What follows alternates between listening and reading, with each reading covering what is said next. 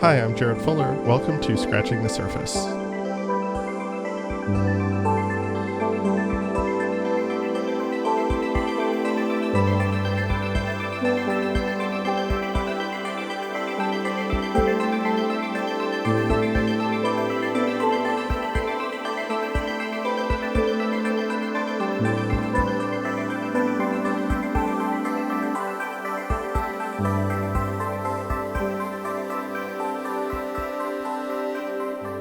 One of the themes of this recent season of Scratching the Surface, in my mind, is uncovering and examining the infrastructure for design discourse, for design media, for design conversation.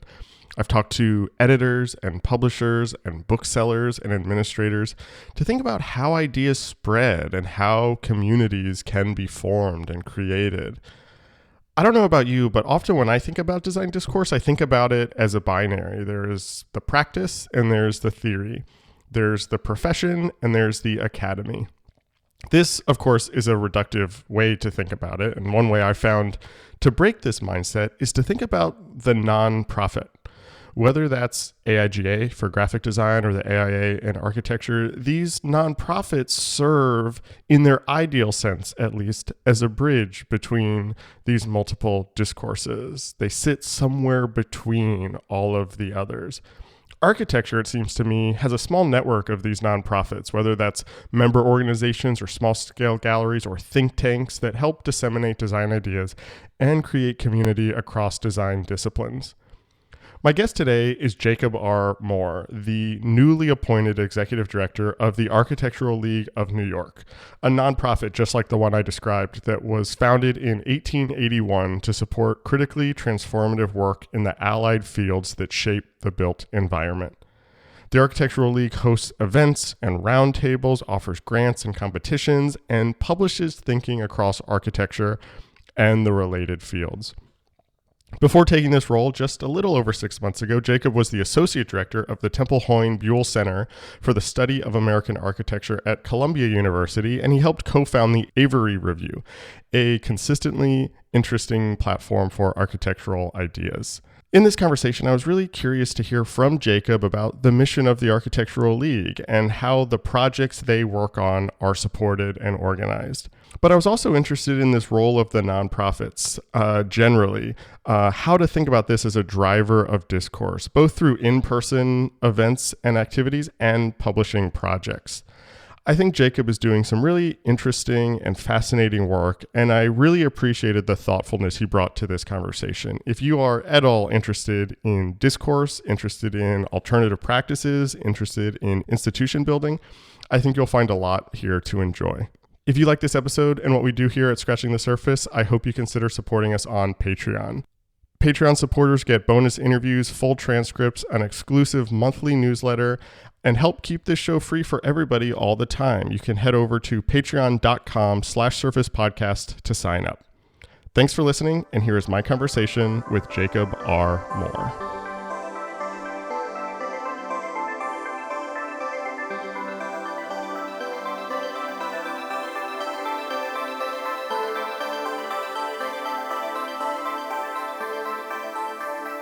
You were appointed the executive director of the Architectural League of New York back last summer, but you started in September, right? You started like Right. early September, so you've been in the role for almost 6 months at this point. Yeah, I think I've entered my 6th month. Is that right? It was at the beginning of September, right after Labor Day. Yeah, September 5th is what the press release said. Okay. There you go. So how's it been so far? I mean, first 6 months, I mean, you're stepping into an institution with a big history. Um, can you just talk a little bit about what that's been like so far and sort of how you've been thinking about it? Yeah, sure. I mean, it's been pretty incredible. It's a steep learning curve in a lot of really energizing ways. Yeah, so I mean, we're um, we were founded in 1881. I've started thinking of us as almost 150, but I may be jumping the gun a bit on almost. In 2031, we will be 150. And so there's a lot of history there to to absorb. So this 6 months, I mean, I'm going to be learning for a lot longer than these 6 months. I think the newness will stretch. But it's been a really edifying, exciting time. I'm, I mean, so before this, I was up at Columbia for Hmm. more than 10 years, in different ways, even longer.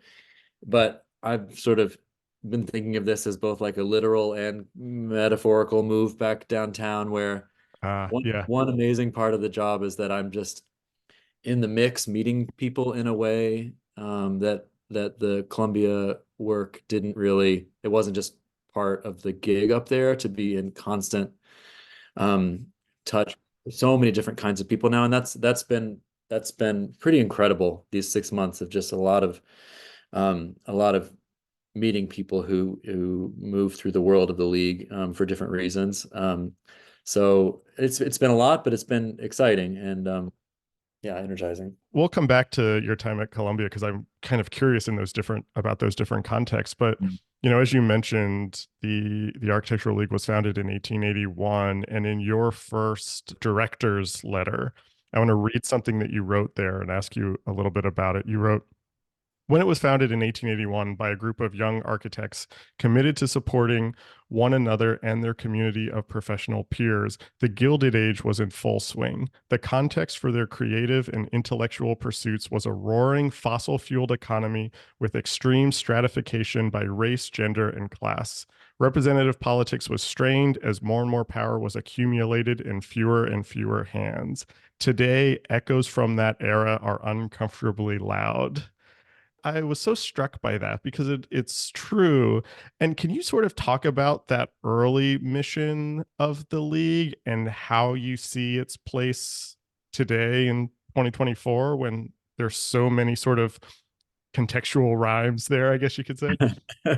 Yeah, I mean, there's still a lot of learning I'm doing about those early days, but in general terms, my understanding is that, it was basically a group of peers who, of course, in that moment happened to be all white, all rich, all Hmm. men. I Hmm. think some women moved through the circle, but in any case, by and large, it was very, emblematic of that moment. And but nonetheless, they people who got together who saw a need. The academy was not what it would later become. I think it was hardly recognizable as such at that moment. And so they, recognized that, hey, if we want to um, get better at what we do, making a space for that to happen is kind of up to us. Mm. And so that's sort of at base how I understand the initial impulses of the league was people sort of educating one another, offering crits to one another, encouraging each other's work at the same time that they were critical of it in a sort of, productive way, hopefully. Um, so the moment we're in now, I mean, I think that the structurally, that need is still very much there. I think now we have a much more solid and developed robust, really kind of like there's an academy that is a real space, obviously, for knowledge production and a Right. space to which professionals move, sort of by definition. Um, but nonetheless, there's interest in the professional community and sort of paraprofessional community to keep those kinds of like conversations going outside of an academic context. And so the league continues to really serve, I think, a really similar, at least again, structurally thinking about kind of position, a really similar purpose to those days.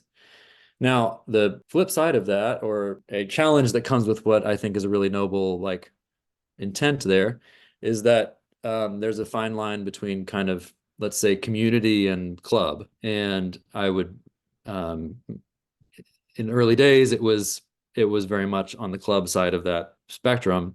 And there's been lots of work over these 140 some odd years, especially in the last 50, 40, to open up the walls of that club and make it more of a porous community, but one that nonetheless serves a similar kind of aim, which is to Um, I think one phrase that they used is people gathering in a sort of in a spirit of voluntary association.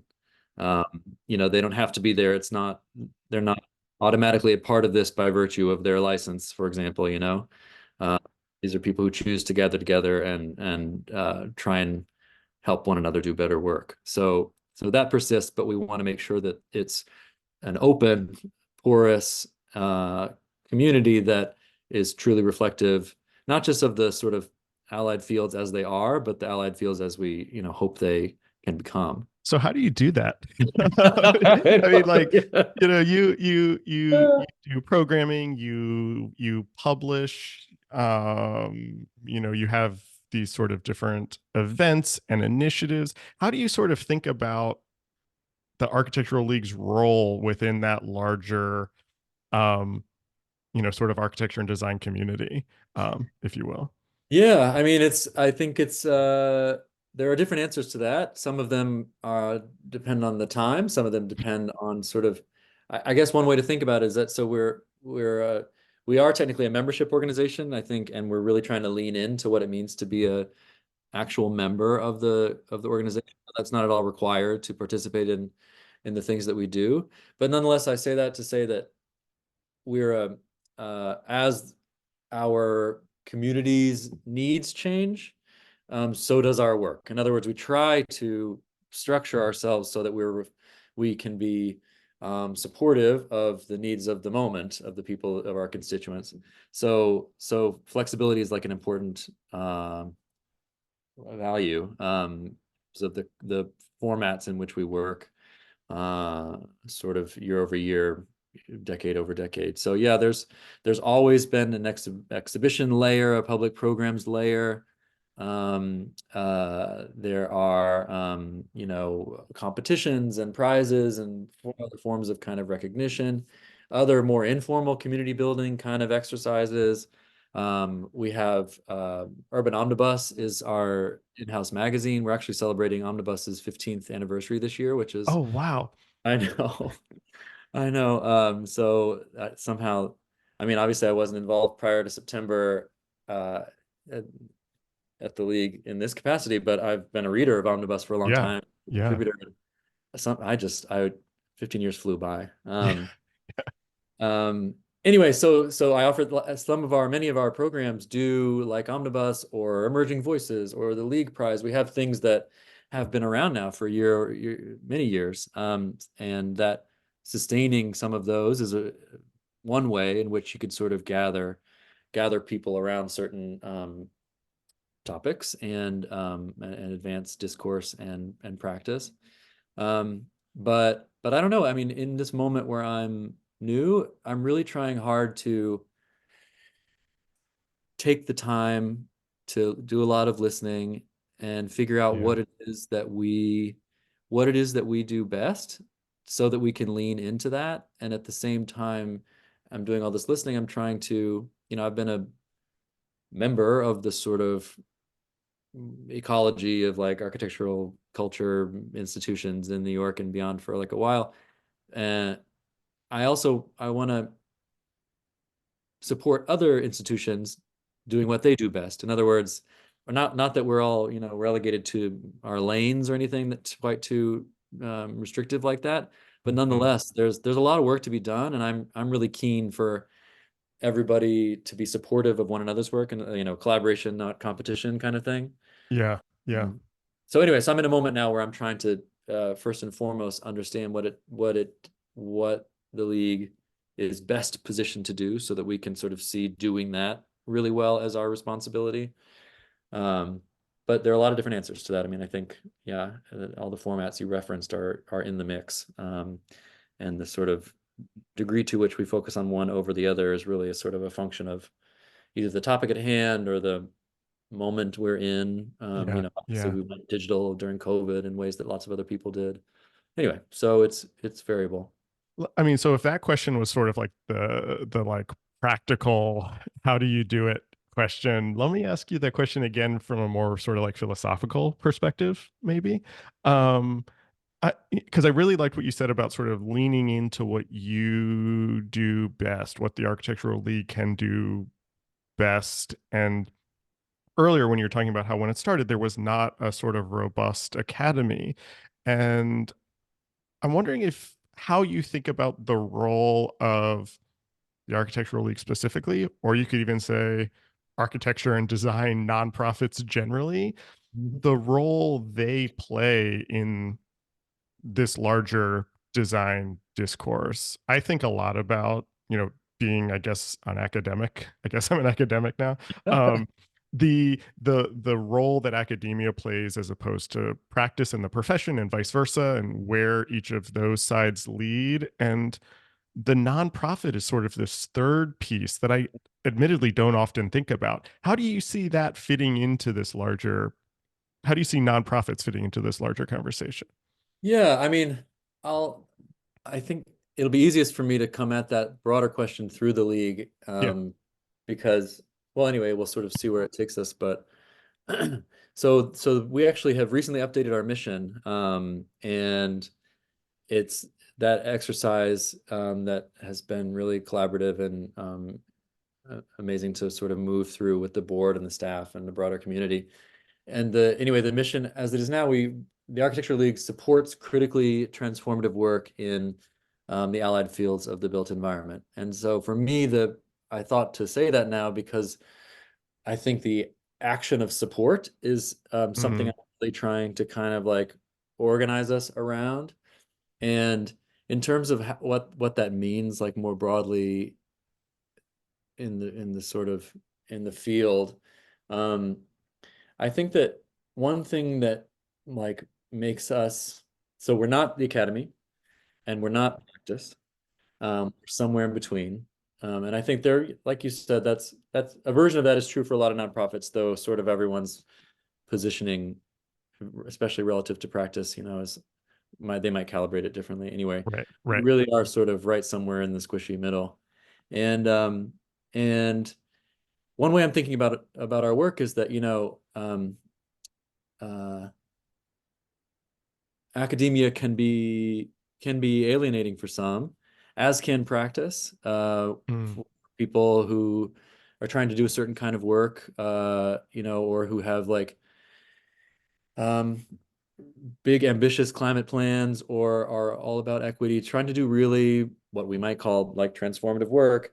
That work is really, really challenging for different reasons, yeah, but work that architecture, and when I say architecture, I also speak more, I hope that's heard more broadly than just, capital A architecture, but yeah. Well, I have uh, a question about that coming up, so don't. yeah, yeah, it's anyway, that's sort of always a through line. In any case, one way I'm thinking about the work of the league and perhaps the work of other of peer nonprofits more broadly is that we are trying to meet people with that ambition where they are and support them in doing that work. Um, I think another way of seeing the work of an organization like the league might be that we're inspiring people to do that work, but I kind of see Mm, it the other way around, meeting people. Like I think people want to do right. um, difficult work. It's just difficult, and so I'm trying to think about um, how we might help people keep their ambitions high and move through some of those challenges. And there's again back to the question we talked about before. I think that takes a lot of different forms, how that support sort of is made material. But nonetheless, like it's something about like a lot of our many of our constituents are like young practitioners, people who are Mm, relatively recently out of school. Um, and to me, that's kind of emblematic of what we're talking about here. Like yeah. people who have before, the grind kind of grinds them down. Right, right. Um, uh, uh, I think I'm hopeful that, and then there's years of history at the league of doing this, so I'm really trying to, just building on work that's been done, but to meet those people in particular, but there's plenty of other versions. It's not limited to people who are fresh out of school. Like I said, in their hope to make real change in the fields and like through the Yeah. fields, identifying barriers and helping kind of like navigate them. So I don't know if that's too abstract to be helpful, but that's how I've been thinking about. Yeah, no, that actually makes a lot of sense. Something I was thinking about as you were sort of talking about that, I think the phrase you used was the squishy middle. Yeah. um, is something that it seems like someone like you, a place like the Architectural League can do is be a platform or provide an infrastructure for ideas and discourse and methods that are, for lack of a better word, outside of the mainstream, alternative forms of practice for types of practice that are not inherently market driven. um these sort of big ideas, climate, equity, etc., Mhm. that we all want to talk about. But like you said, you sort of you get into the grind of work, or even in academia, you get, as a student and even as a professor, you get that sense of like, oh, like you got to get a job after this. Yeah. That middle area sometimes is the thing that gets lost. That there are other ways to do this. That there are emerging forms of practice. Is that something that you're thinking about? Like ways to ask these big questions that just, you know, those two other sides can't. They want to, but they just can't. You know what I Yeah, mean? yeah, absolutely. And to not and to think about these things porously, like to understand that squishy middle as connective. So, I think it's like kind of like building bridges between places that are having different versions of these conversations to try and connect people with resources and help sort of build alliances and solidarities that might build momentum. So it's shining a light on things that are happening and trying to create, pathways for new things to happen. I mean, I think also, but it's not just um, like a small boutique firm that's trying to operate in a different way, but there are really cool initiatives, maybe small initiatives happening inside big firms, for example. And Mm-hmm. this is a part of the sort of moving back downtown that I'm still really, there's so much meeting and greeting and understanding I still need to do. But you know, sometimes there's not a ton of visibility into the the bowels of some of these much larger firms that I think sometimes get a bad rap for reasons that are not entirely justified, or at least I don't know. Like I think that there are great things happening in surprising places, or people with big ambitions, that can sort of that are embedded within contexts in which people aren't always looking for those things. In any Right. case, so I'm trying to keep my like talking through it. I want to keep my personal and our institutional mind open to finding the work that needs support in lots of different kinds of places, and not just in the young practitioner, for example, that just came out of school, as maybe to just undercut what I was just saying. Like it's not only there Yeah. that exciting new kinds of thoughts are happening. It's other places too. Um, and I think again, to bring it back to the league, like something that I'm really coming to appreciate about the community of the league is that it's really uh there's like real interesting, we have like very senior people at firms that are super invested in the work that we're doing, and students and Right. everything, and Right. really and truly everything in between. And there's something really valuable about that, I think, and pretty unique, because people really are invested. And so I'm just trying to think about infrastructures that really leverage that and make connections like all across that network. It raises this other question that I think about often when I think about organizations like yours, or like I said before we started recording, I just talked to Jose, and he and I talked a little bit about this with Storefront. And in the graphic design side, we really just have AIGA sort of Yeah. doing a similar type work.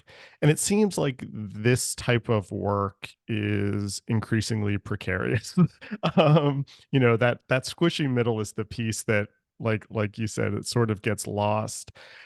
And I'm wondering how you think about building upon this institution that is almost 150 years old to ensure its sustainability, to ensure that it can continue in a New York that is very different than the New York that it was started in a discipline and series of disciplines that are very different than when it started. Um, just like the sort of, the sustainability from an economic standpoint, how do Yeah, you think about that and how to sort of make sure that it outlives this moment? absolutely. I mean, listen, I hope we all can outlive this moment. Yeah. Um, so so there's that. But um, I mean, I think there are different answers to the question, but yeah, like what's the business model of a small nonprofit? I think is Yeah, a yeah. That is tough. yeah. Uh, Diversification is a key mantra. So you want to have different kind of like um, you just look at COVID and like one Mhm. stream can drop out um, Mhm. sort of before you're um, aware of it. But anyway, so there are different answers, but one answer I think is this membership answer, which is not to say that I think, um, all culture should be like pay to play, that you got to pick and choose, Mhm. your sector and that's it. But nonetheless, there's something to, especially in this kind of paraprofessional space, something to people investing in their own kind of like continuing ed, for lack of a better Yeah. um, uh, term.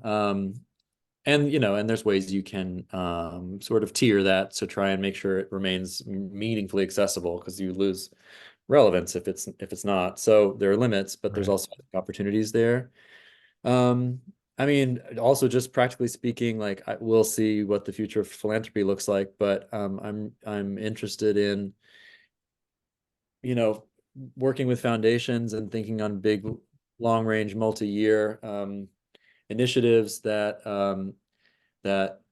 that are mission aligned. And yeah, so I'm not sure sustainability wise the implications of that, but that's something that feels worth like a worthwhile investment for us to do more of that, some more grant work. I'm also, I don't know what future this holds, but I hope there's one there for us, which is more government work. Mm. We're working on a few things right now that we have a really amazing collaboration with NYSERDA. Do you know what NYSERDA is? It's the No. New York State Energy Research and Development Authority. Anyway, we're working with them. We've been working, I think now this is our third year, to help run a sort of design jury, design Okay. recognition component of a broader program they have called Buildings of Excellence. That's really all about, they're trying to leverage all the tools that they have to drive down carbon emissions in new buildings in New York State. And so my predecessor, Rosalie Ginevro, helped get going a partnership where the league is able to kind of shepherd conversations about design quality in all of that, so that they're not just technical um, or exclusively technical sort of Mm. metrics that are being used to determine these quote unquote buildings of excellence. Anyway, I use that as an example to say, especially if you look federally, and looking back over the last several years, there's been the federal investment in climate and infrastructure is of an order, it's an order of magnitude larger than it had ever been before. And if we stand a chance of meeting the moment and addressing the challenge that is climate change, and especially if we want to just transition, we're going to need much more investment in Yeah. all of that. I hope that there's space for organizations like the League to help, back to what we were saying before, create channels for built environment professionals to participate in that work. Mhm. And well, anyway, there's lots of, I think, forms that participation can take, but nonetheless, I think the league and again, organizations like it, there's plenty of work to be done, but that Yeah. we're positioned to help kind of make connections shape conversations, shape opportunities, and channel resources, hopefully. So anyway, those are a few different answers, but again, yeah, there's no silver bullet. I fear it's kind of uh, a bit of another form of squishiness is sort of Yeah. part of the game, unfortunately, with these small nonprofits. I don't know. Do you have any ideas? No, I wanted to know. I mean, because I feel like the architecture fields, and I'm using architecture capital A there, seem to be doing better at it than graphic design. We have one that seems in a very precarious position. Where you all have multiple, and maybe speaking to this, and you mentioned this earlier. Despite the name Architectural League, the organization historically is very interested in this sort of interdisciplinary conversation, architecture with a lowercase a, as you said. This is reflected in the board having vice presidents in different fields. You have one for architecture, for visual arts, for graphic design, etc. Um, how do you think about that conversation between disciplines, which also, if there's a theme of this conversation, I guess it's going to be squishiness. There's a there's a squishiness between these disciplines now. There's overlap between them in a lot more interesting ways, it feels like. How do you think about sort of talking to these adjacent design fields as they relate to architecture?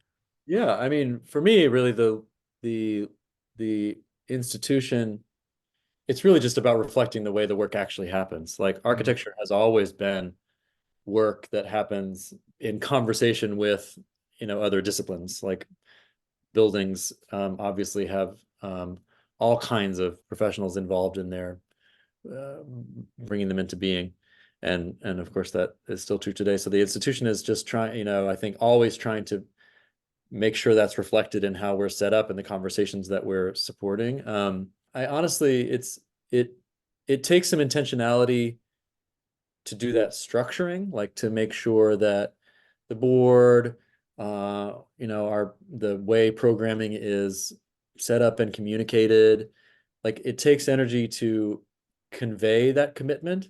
But Mhm. honestly, the commitment itself and like the conversations themselves very easily flow there, just because I think the nature of the work is already so like conversational across disciplines. So um yeah, it's like it's a constant fact.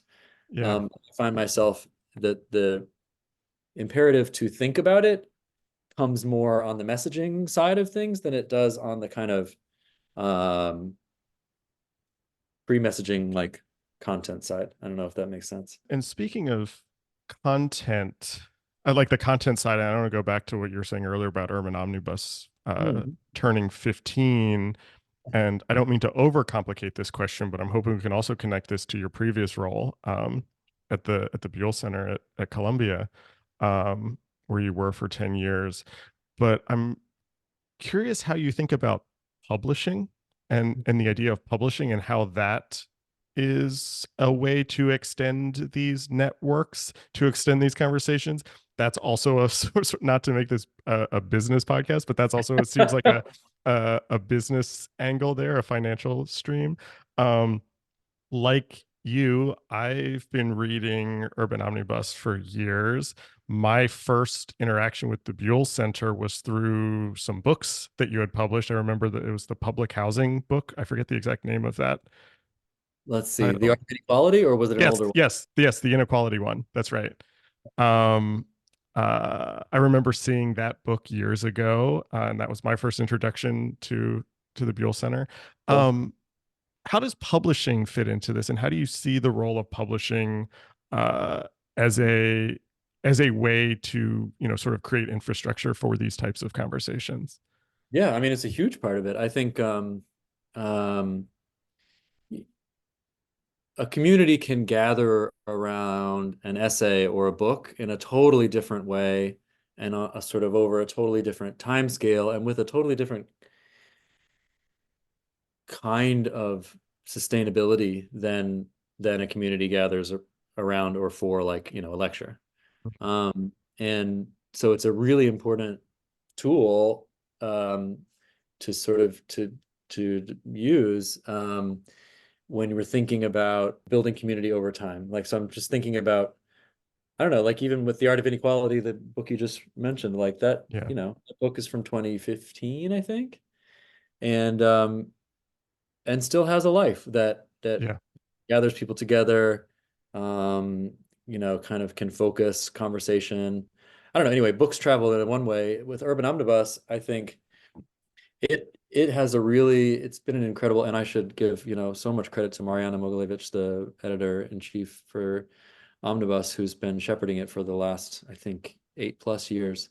Um, it's built a community, all its own that shares a lot with the league, but it has its own kind of space and voice and like vitality that um that there's a kind of rhythm that the league is able to we benefit so much from our adjacency to Omnibus. Like the way Mhm. that discourse kind of like flows through the magazine, we really feed on it. I mean, even just internally as a staff, they're an editorially independent entity. So, there are firewalls like between Right. Omnibus and our Right. board, for example, or whatever. But nonetheless, there's like I'm trying to sort of just articulate the way that that publication in particular, but I think by extension publications more generally, um, uh, can sort of energize a community in a way that it's a slower burn, I guess is what I keep coming back to time because it feels like Yeah. there's Yeah. sustained yeah, like propulsion that publications can offer, I really depend on, lean on, as sort of we do all this cultural work, trying to move things forward slowly but surely. Anyway, so I don't know. It's important, but it's really, really hard. Yeah. Yeah. Publications. Yeah, talk about the business model. Like it's it's uh it's really challenging to make that work. And so, institutional affiliations like the one that the league has with Omnibus are one way to make it work. But but yeah, I don't know. I, I don't know what the future holds for, small independent magazines. But I think they're really important because again, they gather people in a very particular way that isn't easily replicable with other kinds of cultural work. Let's stay on this thread of publishing and sort of editorial work for a second because, like I mentioned, I first came across the Buell Center through a book that you were involved with. I'm pretty sure I first came across your work with your involvement with the founding of the Avery Review, which is now 10 years old, which is also hard God. to believe. Um, and in the sort of opening statement for the Avery Review, I'm not sure if you were involved in the writing of this, so I apologize. And I realize this is 10 years ago. No, it's Um, okay. Yeah, you read it and I'll see if I remember. okay, okay. In the sort of editorial statement at the beginning, um, you all wrote, "We see the genres of the review and the critical essay as vital, but still underutilized ways of exploring the ideas and problems that animate the field of architecture. And we hope to push those genres beyond their most familiar forms, whether journalistic or academic."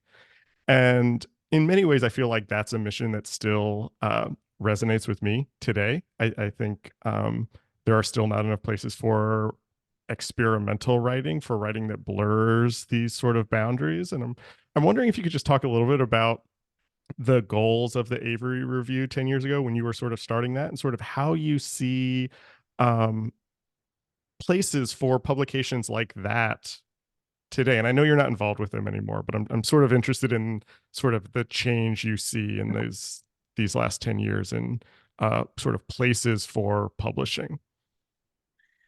Yeah,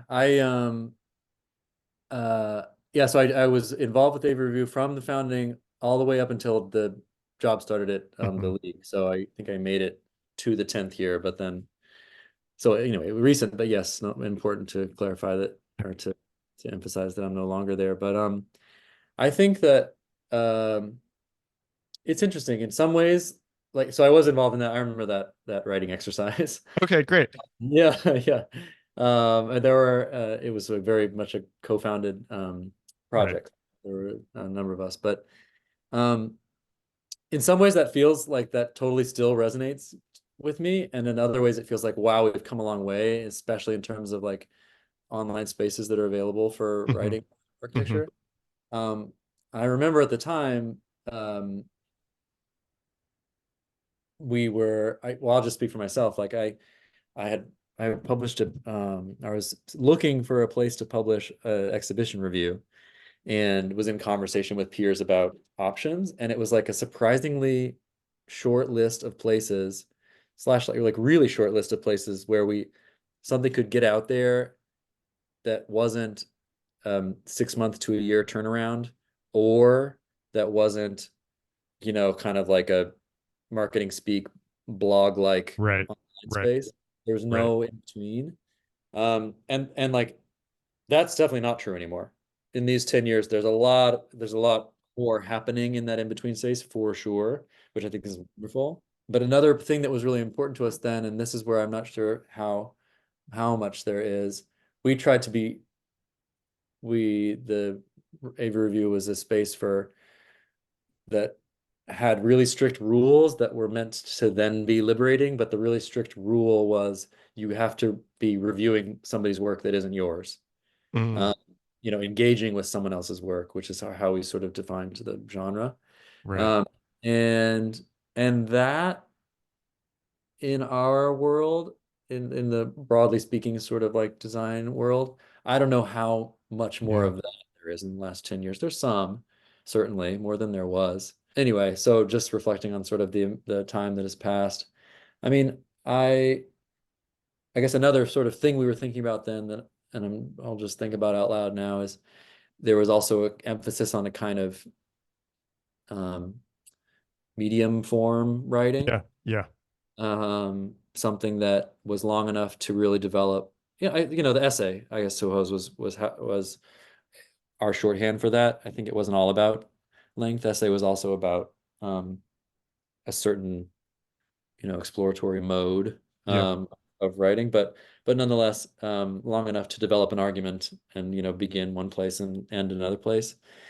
And honestly, I think the that spirit actually is something that's very much very true in Omnibus. There's those Hmm. long enough, their features are long enough to, and you end somewhere you didn't begin, and having really sort of learned something. So anyway, I those 10 years have been a lot has happened in those 10 years. But I still really value those goals, and they're still doing really great work at Yeah. Avery.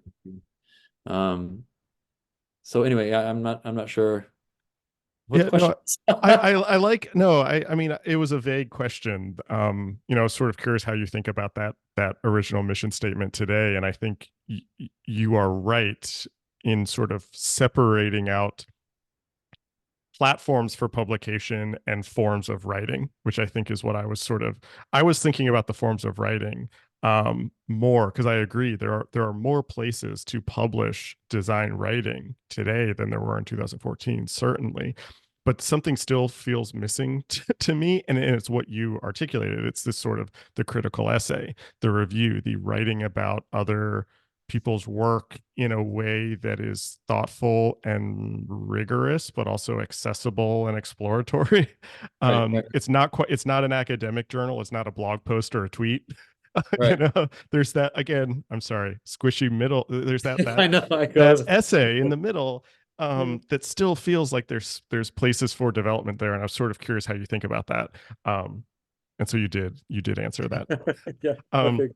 I'm going to apologize. I'm going to go even further back in time. I have just a couple questions to wrap up. You started your career. You were a associate editor at Princeton Architectural Press back in the early 2010s, and I'm curious how editing has influenced how you think about your work. It seems to me that running an organization like the Architectural League, um, is a type of editorial project in some ways. It seems like there's relationships between those two acts. How do you think about editing as a metaphor for your work?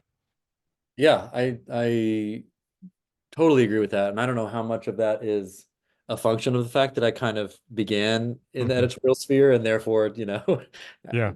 have just tended to see everything kind of, or at least lots of things through that lens, or how much of it is really like other people would observe the same thing.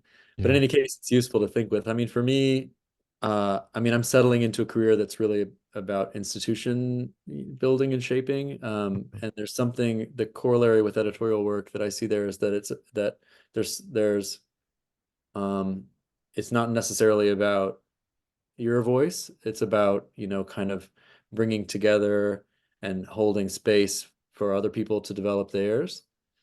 Mhm. Um, and making sure that the frames for the conversations that you think need to happen, and there's tons of agency, so it's not to like become some neutral, you Right. know, Right. non-actor. Really active work happens in the framing and supporting, to go back to that too, like this the setup and uh, pushing forward of these conversations. But nonetheless, it's it's uh, it's about bringing other people and their voices and perspectives um, and work together. I think also just practically, like I take a lot of pleasure in both big picture, Mm. developmental editorial questions and line edits, Yeah. proofreading. I like both of those kinds of work, and I find that analogy sort of carries into institutional work as Yeah. well. Yeah. Little things really matter, and the way you do something small can reflect much bigger ways of working and thinking, and vice versa. Yeah. Um, and so that's it's fun to toggle between those kind of registers. Um, Not that they are much more sequential in editorial work, but still, uh, yeah, I think um, that there's a relationship nonetheless. Yeah. I I like don't that. know. Oh no, I was just thinking, if there's something in editorial work, there's really like then this is maybe where the analogy kind of stops. I'm not sure. I was just contemplating the fact that in editorial work there's a real end product. There's a Mm. thing, place you land, that you can celebrate with your fellow, travelers.